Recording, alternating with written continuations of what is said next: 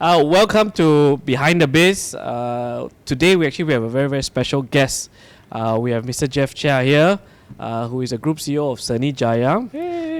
Yes, welcome. Thank and you, of thank course, you, thank you. Chak here as well. Yeah, Happy New Year, all you guys. Kong Hei Fa Choi. For those of you who are not familiar, Jeff is the group CEO of Seni Jaya, who specializes in stuff that you see every day when you are stuck in the traffic, right? And I'm talking about Yeah, billboards. I love traffic jam. Yeah, My yeah. business is all about traffic jam. All right, his business about traffic jam. So Jeff, maybe just to kick off, I know you've been in this business for a long time. Maybe share your journey. How you started and Okay. Yeah, so to be exact, I joined this industry, the billboard advertising industry in year 2000. So now it's 25 years. Yeah. Now it's just the starting of year 2026, right? So it's 25 years. And I go into this industry by chance. After I graduated from Australia, I came back. Then, of course, the first thing we do is to find a job. Mm-hmm. And from my first interview, I already got a job. Wow. And that job is actually an American company, is to actually do a large format of printing. So the clients are the like of Big Three, Seni Jaya. Like so Seni canvas, Jaya, yeah, all the canvas printing. So it's a large format one. Right. So the machine is actually from the US, and Big Three was my client. I see. Yeah. So after 1 year, then Big Three asked me to join them because at that time Big Three was actually growing. So they asked me to join. So I joined them in year 2000. That's how I stepped into the industry in year 2000, in the year of millennium. And just like that, 26 years now. Wow. And then you left Big Three to join Seni Jaya in what year? Okay, so I didn't start the full-time in Seni Jaya until year 2021. Okay. So just to share, basically I joined in 2000. I left Big Three in 2017. My last position was the CEO of the company, of the group. Then after that, I was doing some consultation for Seni Jaya and at the same time doing some other things. Then because at that time Seni Jaya, the owner basically asking me to probably come in and to help Seni Jaya. Yep. So that's where I started working on the corporate exercise. Right. So I think 2021 or 2020, year 2020 is actually the pandemic year, right? Everybody was locked down, KPKT, not KPKT, this is PKP. PKP. Is the year of PKP. Yeah. And that's where I think this pandemic became an opportunity for us. That's where we step in. We get together with the major shareholder, the new shareholder. That's where we did the corporate exercise, taking over the management of the company in 2021. So that was the time where there's still the peak of the PKP. So a lot of the meetings were actually conducted via online. Right. Yeah. So and after the restructuring, and then we also acquired new companies, other companies, and also get a few other companies to do the collaboration. So because it's the peak of PKP, we actually acquired a company via online. Yeah, so while my wife was busy doing the shopping, so we were actually doing online buying companies.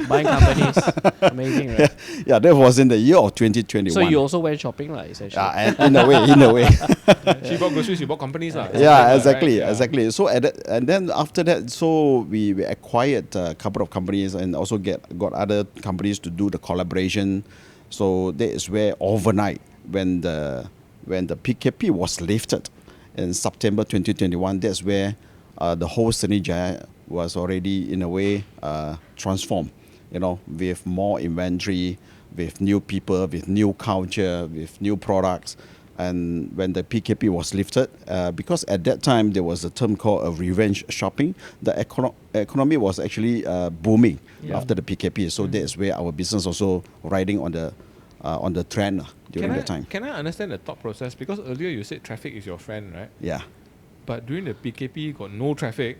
Whole time. Whole time. And then all you are buying companies in this time with the faith that there will be a PKP lift, and there will be revenge shopping when it happens. Yes, to be very honest, we bought the company, we did the corporate exercise during the peak of the pandemic without knowing what's the future. Without All knowing in. what's the future, when the PKP will be lifted. But one thing we believe was one day the PKP will be lifted.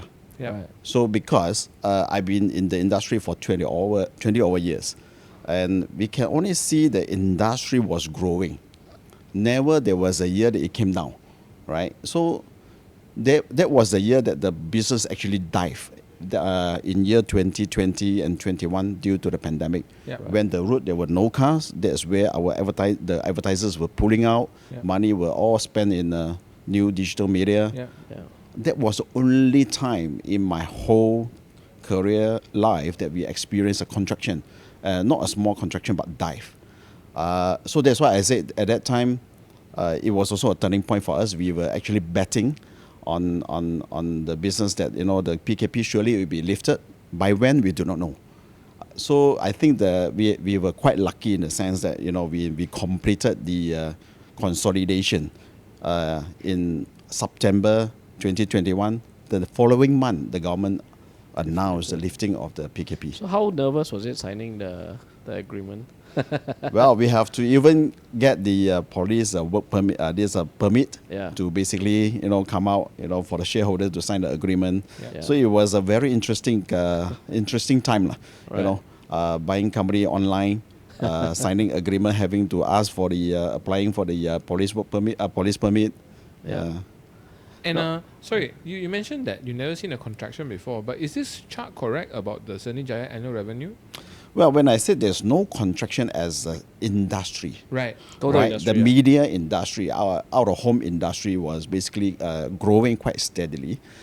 Seni Jaya, before we joined, because the company, there was a contraction year on year, but there is also the opportunity. That's where we came in, taking over the management to reposition the company in the industry. We regroup, we reposition by having more product, new product, call it consolidation. That's how we make a new Seni Jaya in 2021. So prior to 2020, which is the pandemic, there was a small contraction. Is that when they were more focused on traditional media, like non-digital billboards? Seni Jaya basically all the while, in a way, they only focus on billboard. Okay. So billboard Non-digital. somehow non-digital, not at all. So there was a zero digital billboard. So when we took over, after we did the consolidation, that's where we start to have digital billboard offering. And then at the same time, from 2021 until now, we also built a lot more new digital billboard. Not only it is in digital format, but it is something that has never been done before. Or we were actually the first to build the digital gantry across the highway. Like that one? Yes, Right. yes, the one that's spanning across the whole Right, highway. right, right. Yeah, so we were the first. We started building. Which was the first one again? Was it in Klang Valley? Yeah, in Klang Valley, LDP. LDP. Yes, Right, yes, okay. that So was maybe actually we'll the pull first. up the picture and. That's right. That's right. Right. Yeah.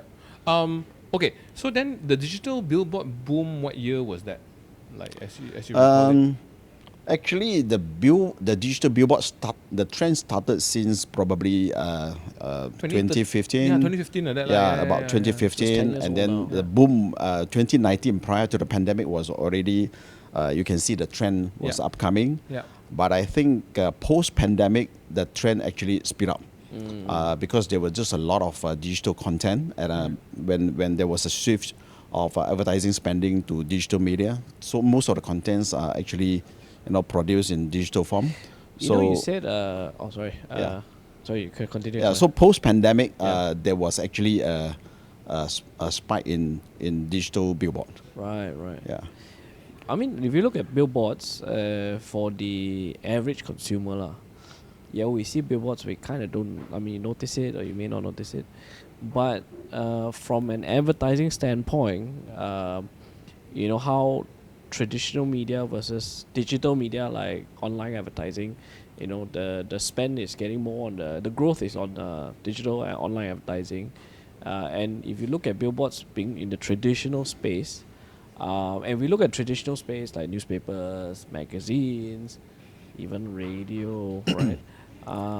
those are really, not doing it as well, right? Or like even TV, right?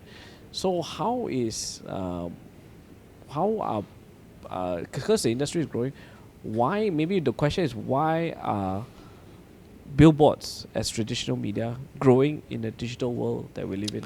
So I suppose that the word traditional may not be the right term to apply on billboard.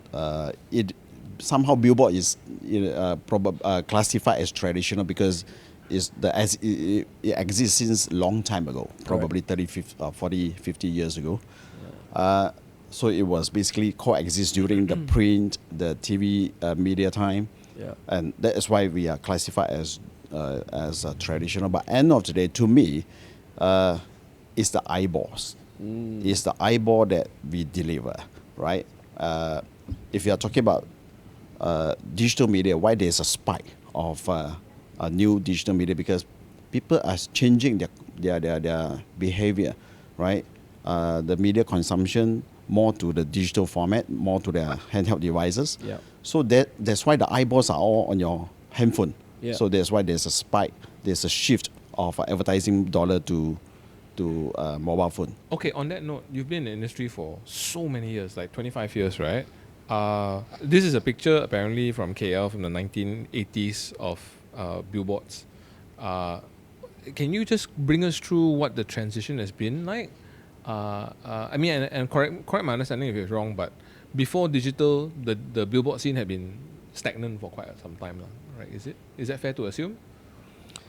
Basically, you can say stagnant, but then it's always about location. Yep. Billboard is all about location, and there is a shift of advertising media format. It's still out of home. End of the day, it's still out of home.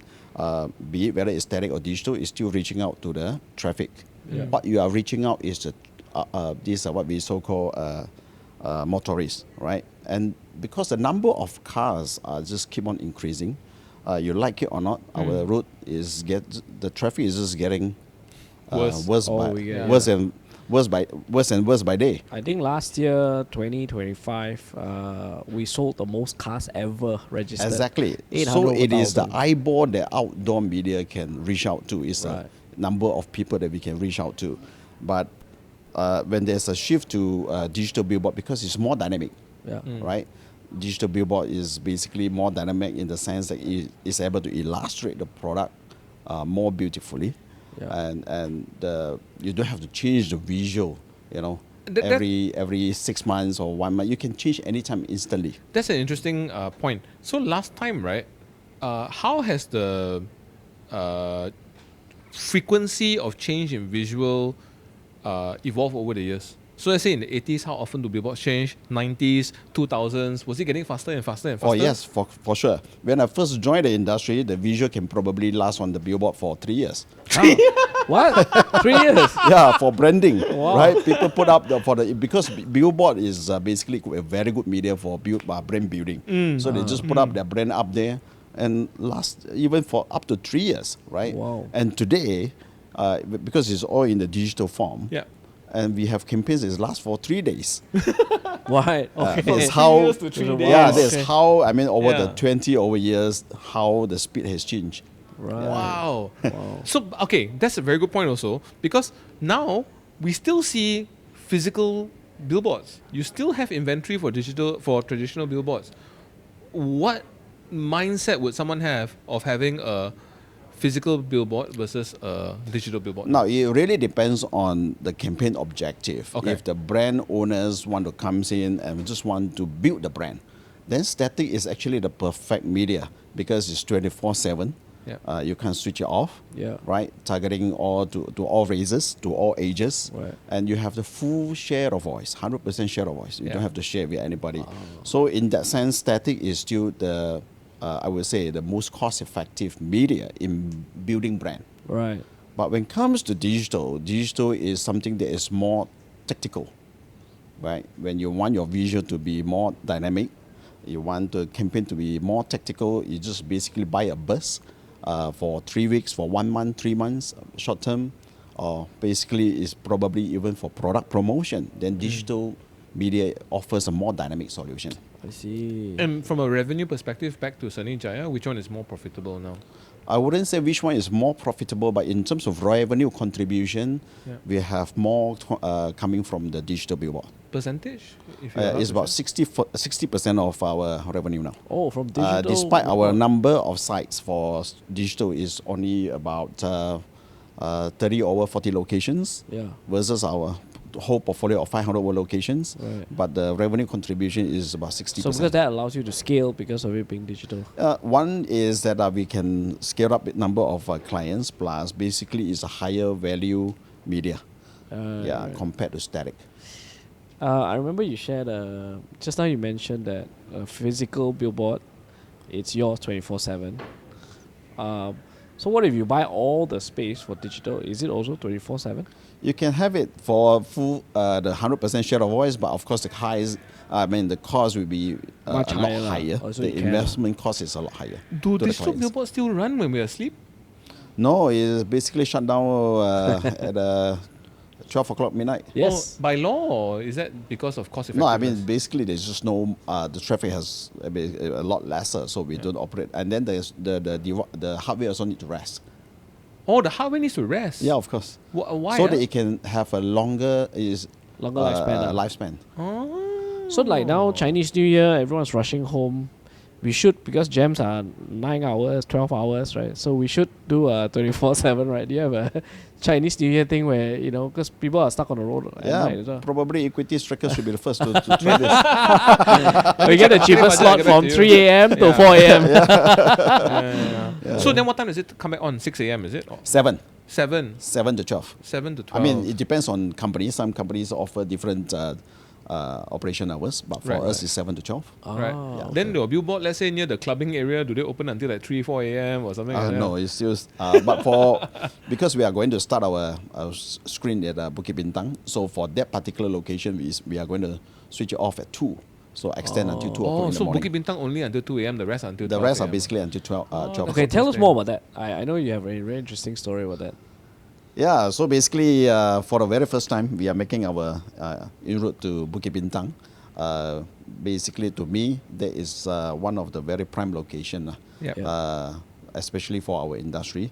Bukit Bintang, why we are making an inroad is simply because after our acquisition of Garnet Media, so they have this wall space right above McDonald's. Oh, okay. I know right McDonald's, above McDonald's, which is, I would say, that junction is now very hot, very Instagrammable. A lot of extremely. tourists basically go there for Xiao Hongsu, for their Instagram, and so on and so forth.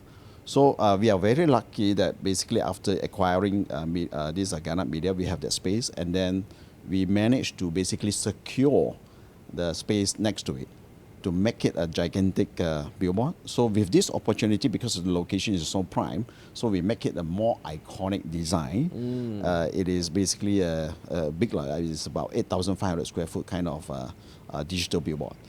You're looking like a KL version of Shibuya Crossing kind of thing, is it? Yeah, that's what we envision. Yeah. So it is currently under construction. Yes. You'll I saw it be- the other day actually. Yeah, so it's currently under construction. You can see the frames and whatnot. So it should be ready in a couple of months. So that is actually our the very next project that we are looking forward to. Would this be the most expensive billboard to buy in Malaysia? To be honest, I do not know, but definitely to put the cost aside, I would say this is definitely a very impactful billboard location because imagine you put up your brand there, and then people just snap the video. Your brand probably is even visible in China, in Xiao Hongsu. That is how it can be viral. So he's saying it's not expensive. It's value for money. Yeah, right. Because it might be the highest price per square foot example. Yeah, but you must look at the returns. But the right? returns are a lot more. Yeah. I'm putting words in his mouth lah. Right. Yeah. It also leads up to another interesting point. All these billboards that you have inventory on, the place where the billboard is located, is it rented or bought? Oh, we normally rent Okay. from various owners, be it whether it's a government land, then we lease from the government. If it's a private land, then we lease from the private landlord. Yeah. Okay. In this case, in Bukit Bintang, is leased from the owner From of the building owners. the shop lot owners lah. Yes, that's right. Do you still need approval though? From, Definitely, whatever that we do, we definitely need so you still need approvals. DPKL to okay. Yeah. Do you need a license specifically for that? Yeah, we need the approval, building approval, and Yeah. then subsequently we need to pay license. Oh, is it a yearly thing? Yearly, yeah. Is the licensing a percentage of revenue you generate from the billboards? Sorry? Is the licensing fee a percentage of revenue that you would generate from the billboard? I would say it's manageable. Oh, Yeah, okay. the fee is definitely manageable. End of the day, because the license fee is all about, is by size. Oh, by size. Yeah, it's so by, it's by fixed the lah, size. basically. Yeah, it's fixed. So then is the rest is all about how we market the media, Right, how we right. position the media. Yeah. Right. And then the inventory that you guys have, like how do you sell it to clients? Like, is it you buy one location or you buy like a package of locations, like say Central KL? Okay, so we don't sell location, we sell solution, right? So when the client has a campaign brief, Yep. who they want to reach out to, be it whether by audience or by geographical location, and then that is where we come to presenting our solution in terms of coverage, in terms of media format, in terms of pricing, whichever that can suit the client the most. If you are comparing if you look at our product portfolios, so we have very small format, right, like the street bunting. Yeah, street lamp. Yeah, street lampposts, all the way to the big one. Yep. That spend probably will cost the client a few millions a year. So this is how wide is our product range, right? And so to those clients who don't know lah, right? The bigger one is good for what, and the smaller one is good for what? In general. They are all good. Of course. No, goes without saying. They are goes without all saying. good. It's just that who you want to reach out to, who you want to target in terms of the audience. So we have the lampposts, which is the locations are very localized. It's near to the shop lot, it's near to the residential areas. Right. So it's very localized to reach out to the community, right? Then we have the bigger format located along the highways, be it whether it's a national highway or urban highways. So urban highway is basically, targeting anyone, right? Going to work, going to shopping mall, do their daily chores. So basically, it's the urban highways that everyone that we're passing through. So it really depends on who you want to reach out to, by audience, by location. So can I say like the smaller ones is more transactional, like okay, come here, buy this kind of thing, Yeah. and the bigger ones are more like branding, credibility. The broadcast bigger stuff, ones probably will be, for clients that want to have a bigger reach. Okay. Yeah, that's why the placement is on the urban highways. Okay. So I mean I think I shared with you off screen that I have a media background, and one of the difficult things about being in the media is always like, I have to say, this one's going to get this many views, this one's going to get this many shares. But then with Billboard, right? How you all calculate the views? You can count the cars passing by, or Well, we have all the traffic counts. how? Yeah, basically, if let's say the billboard is located on a highway, there's always the numbers from the highway companies. Yeah, from the authorities. That's how we get the right. numbers, Okay, because okay. it's all tracked, right? Yeah. From the what we toll so lah. called from the tolls. So do you guys actually track it though from your billboards? Where like is there a counter somewhere that? For certain locations, we do have a tracker, but for certain locations along the highway, we just use published numbers. What is the tracker that you all use? Like, what do you track? Normally, then there's a device that you can actually install at the site to count the traffic. Right. Wow. Okay. Wow, Is it amazing. accurate? Oh yeah, of course. Wow. Okay. And It's basically tracking the number of cars that are passing through. wow. So give us I an didn't know idea, that. right? Just I'm just trying to understand. So like, let's talk about LDP. So for those who are not familiar, who are not from Klang Valley watching this, it's this one? a very busy highway that Yeah. connects. Excellent jam. Excellent traffic. The jam is Yeah. excellent. Mwah. Yeah, it's called Leboraya Damansara Puchong, right? Yeah. From Damansara Puchong. On a typical day, say between 7 to 12, can you give us an idea how much traffic actually passes through? Offhand, I don't have the figure with me. Okay. Yeah. But I think Estimate. Will it shock people? The amount Yeah. of people that actually Yeah. pass through?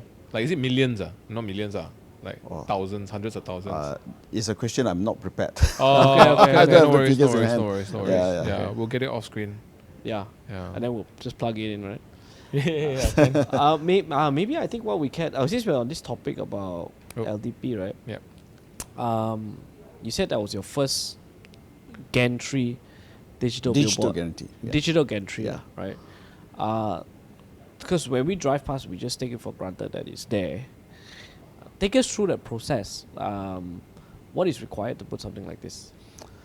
Well, when you talk about that kind of media format, because it's gigantic, spanning across the whole highway, so safety to us is very important, not only to us, to the highway operator, to the authority.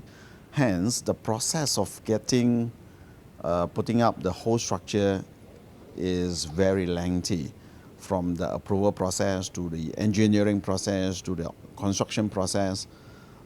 Just to quote an example, this gantry on further this LDP, it took us 3 years. Whoa. From the day we identified the location until the day you see the full structure. It's 3 years. 3 years. Wow. Yeah. And it went live when? 2022. So that means you guys were applying for this even before the pandemic. Before the pandemic. Wow. So Yes. 2019. Yeah, 2019. Wow. Yeah. No, because we drive past it, it's so easy. We just Yeah. kind of see it, right? So what would it cost? Give us like an estimate. Like what would something like that typically cost? The construction cost? Yeah. The construction cost will, for a size like this, will cost around 4 mil. 4 million. Yeah. And how long does it take to break even? I would say it's quite decent. Decent, it depends on, because for us, when we offer a full solution, a whole outdoor media solutions, then because I can't speak on behalf of the rest of the companies, but it's the way we position, which I would say in my own definition is quite decent. Right. Decent means less than 1 year? It's more than that, More than Yeah, that. yeah. Okay. Less than 2 years? around that.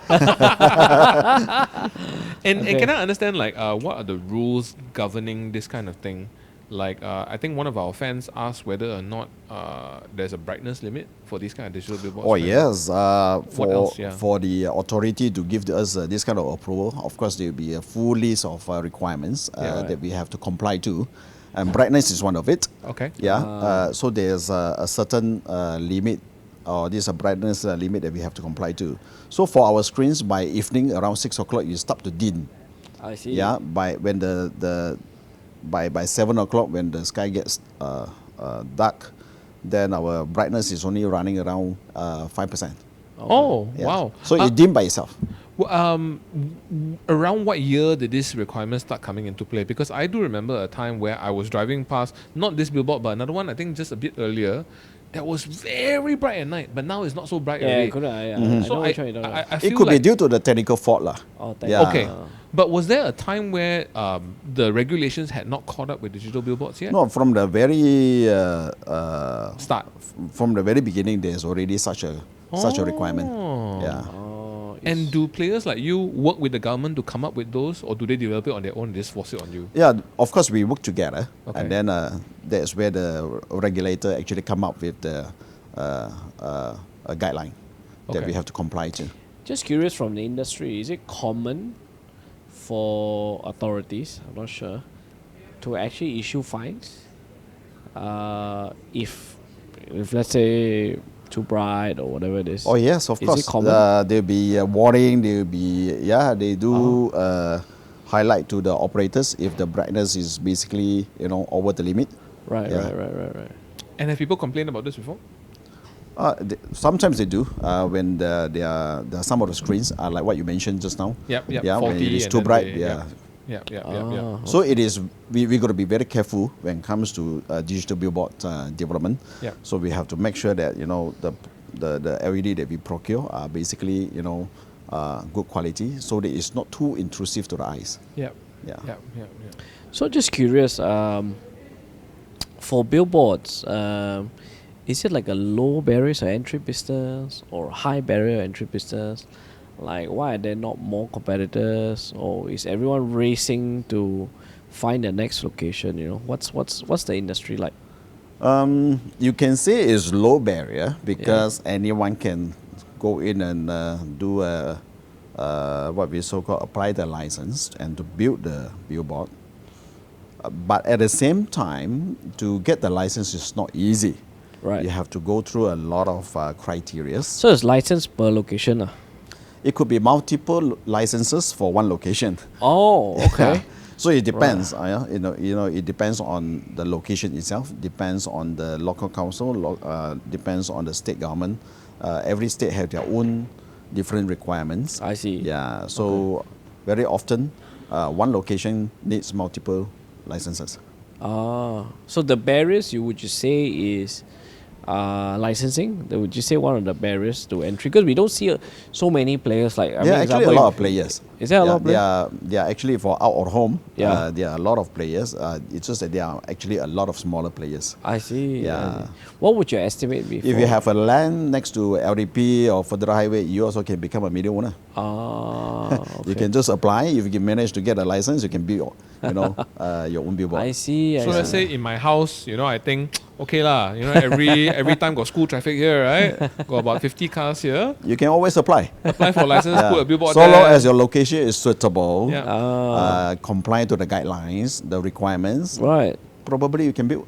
Interesting. Okay. Yeah, but of course, there are a lot of things that you need to take into consideration. I mean, the guidelines that you have to go in order to get approval. Let's explore this as a very absurdist type of scenario lah. Okay, my house is near a school. I want to start a billboard for tuition centers, right? So I set up a space, and then what else do I have to do now? Do I have to apply for a license? Yeah, of course, you have to apply to the local council. Okay, local council subject first. to the approval lah. Yeah. Then safety-wise?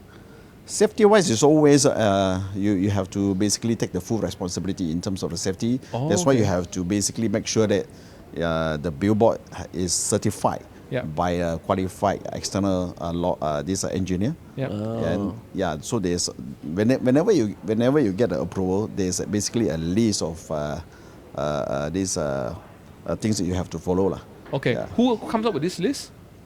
Is it the town whoever council? they issue the license? Town council lah. Yeah, the town in this council. Case, MBPJ or whatever. Yeah. They will be the approval actually come with a lot of conditions that you need to comply. So are there cases where you have to deal with local government, say local council, All the state, and also federal? Yeah, all the time. All the time. Yeah. Right. So would LDP be like one of those cases? Is it federal?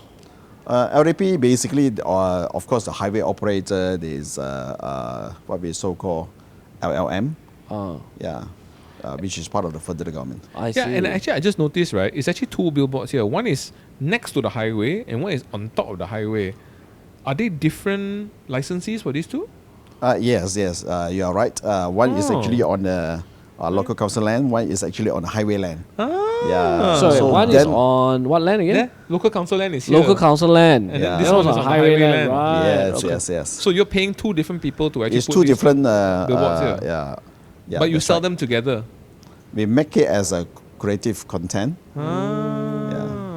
Okay. To Interesting. to basically have this full synchronization. Right. So then this brings me to another one of the questions that I put to you guys earlier, which was, how is this different from my smart TV at home? This technology, all the Smart ways. TV is all about apps lah, right? Okay. So basically, you are consuming the content from the apps that is already pre-built in your TV. Yeah. Our LED screen is basically just a hardware displaying content from our CMS system. Okay. Is there a computer inside? Like There's a PC. The actual PC. Yeah, the PC is basically to control the content display. Yeah. But it's not a smart TV because there's no apps in there that you can basically interact with the apps. So that got beamed into the PC. Yeah, to it's just show. basically streaming the content. Right. So it has a little SIM card inside, connects with your. Otherwise, we central have to server. upload the content physically, right? So we basically use a cloud-based. When you started with digital billboards, was that the method, like thumb drive or something like that, or? No, from the time when we started many years ago, it's already using cloud-based. Right. So like, there's no one behind there clicking next. No, which is funny because we actually have this clip somebody put up there. This one. Then got some booting screen and windows and all that kind of thing one. So I'm curious. This is actually in Malaysia. So I was curious, like, what's actually happening here, like, with this. I don't know. Whether this Some is of these are actually a creative content to create curiosity, to create interaction with driving you to search from the internet. So So some it's of these are basically viral. creative content is for the purpose to viral the campaign. Right. Okay, so then at least from this one, you see one billboard smoking here and then one billboard with bugs. Can we understand, like, what are the common issues that you have with digital billboards malfunctioning? When you are dealing with anything that's digital, of course, it's always a risk of what we so-called getting some technical problem. Okay. For example, power get cut or certain areas, certain spots, maybe blackout. Yeah. So these are basically some very common issue because we are dealing with digital. Yeah. And then let's say if you get a dead pixel, do you have to change the whole screen or do you just change that one pixel? Normally we only change the pixel or we do the recalibration. All right. Yeah, but there's always a lifespan for the whole LED screen. So maybe after 5-6 years, when the color is already discolored, it's already changed to, the change to yellowish. Then Right. that's where we have to reinvest on the screen. Every 5-6 years, that's not that often actually. That's quite That's frequent. the lifespan of the screen. It's just like any of our digital. It's like a hardware. TV being switched on 15 exactly. hours a day. Because kind of thing. it's by the number of hours, Yeah. right? So Right. basically, after 5-6 years, you need to reinvest. So so we see this billboard that caught on fire. Like, I mean, for you guys being in this space, like, what is your worst possible scenario, worst case scenario possible that can happen to the billboard business? Our billboard business? Yeah. The worst case scenario, Worst case. What's your worst case scenario? when there's no traffic jam,